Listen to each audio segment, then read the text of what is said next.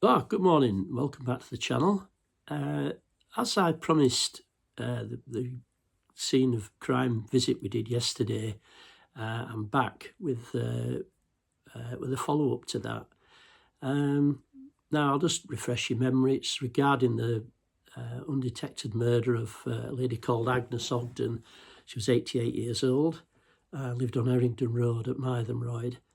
And that she was last seen 4:30 on Wednesday the 18th of December 1991, and she was discovered by ambulance staff who had come to take her to a medical appointment the following morning around about 9 o'clock. That's Thursday the 19th of December 1991.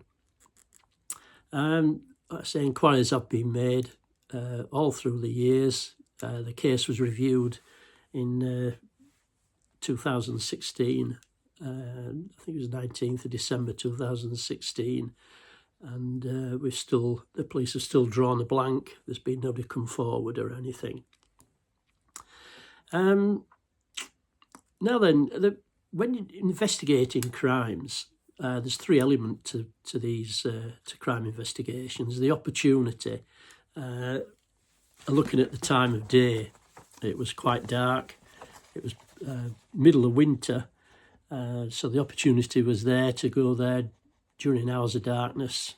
And I showed you the area yesterday. It's like a bit of a rabbit warren. There's little paths leading off, dark, privet-edged paths all around the houses at Errington Road and Caldean Avenue.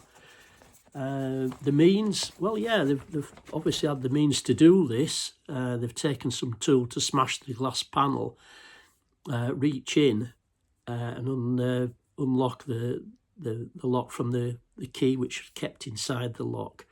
This was quite a regular MO for burglaries, and we did try to discourage anybody from using that method of locking the doors.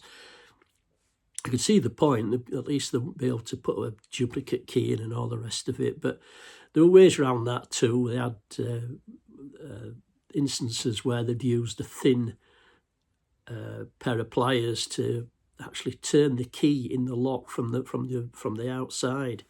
So yeah, they found a little torch there. I'll show you a photograph of that in a while. Which they'd taken with them to rather than put the lights on. If it wasn't identified as belonging to Mrs. Ogden. Motive, well, this is a bit of a theory that I had. I'm not too sure if it would have been investigated anyway, but it's just to bring to your attention.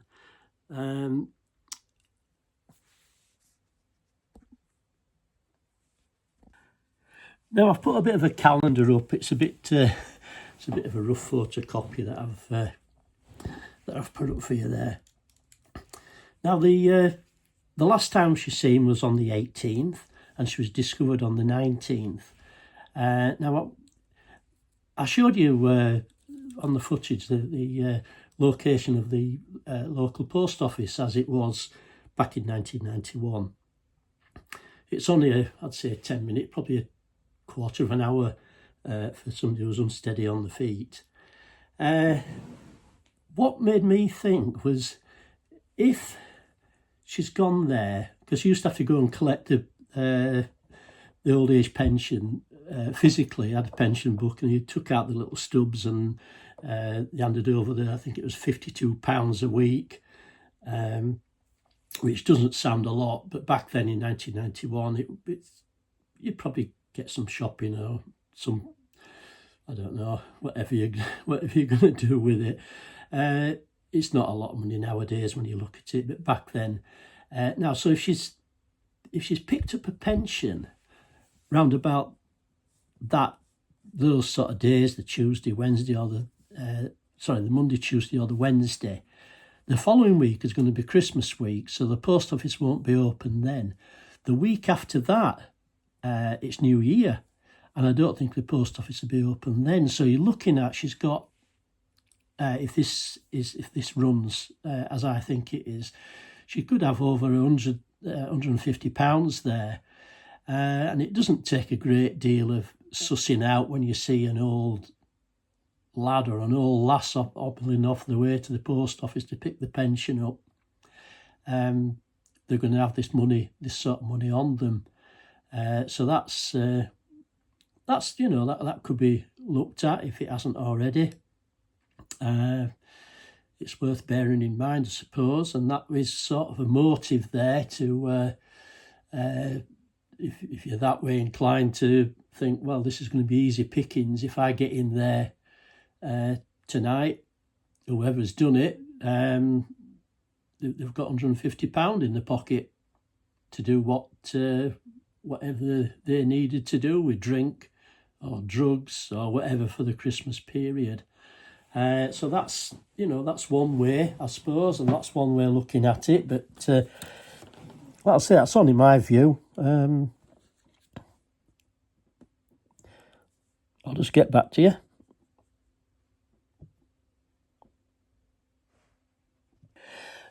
Now, you can go online. This is on the BBC News website, and I think this is from 2016 when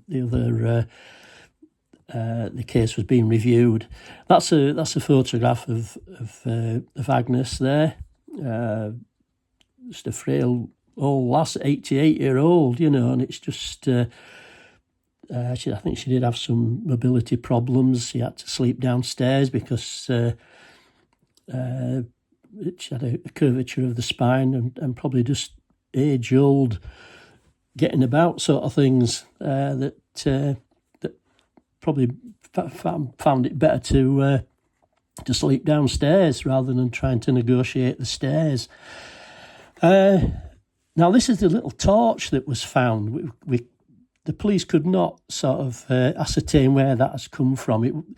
The niece, Emily's niece, did turn up, and she could not identify it as belonging to Emily on why it was there. So it looks like an old sort of thing nowadays. It's not a modern torch.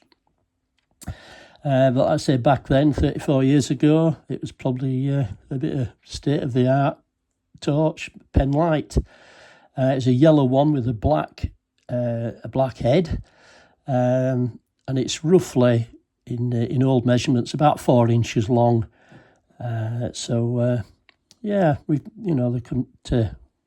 couldn't understand what that were doing there, but if it's been brought along to help in the commissioning of the offence.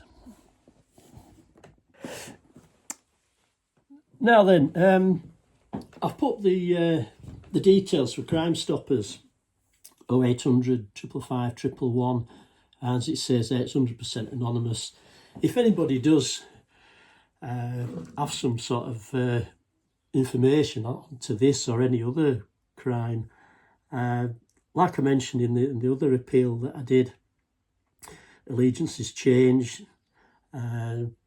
friends fall out, and it could be that a bit of guilt is creeping in as the suspect's got older, but you just never know.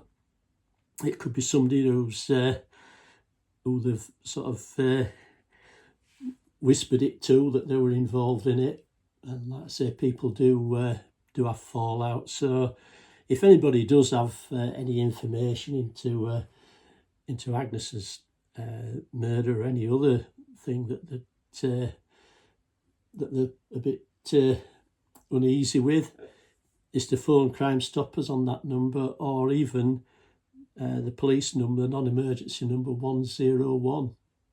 And I'm sure that if you do, your information will be kept in confidence. And I think on the last review, like I mentioned on the footage, I'm pretty sure that it's somebody local, or somebody's had some good local knowledge there about the area. Like I say, it's like a rabbit warren, and it's somebody who knows to pick that address. They probably followed her from the post office or whatever, and and just decided to plan the burglary later on.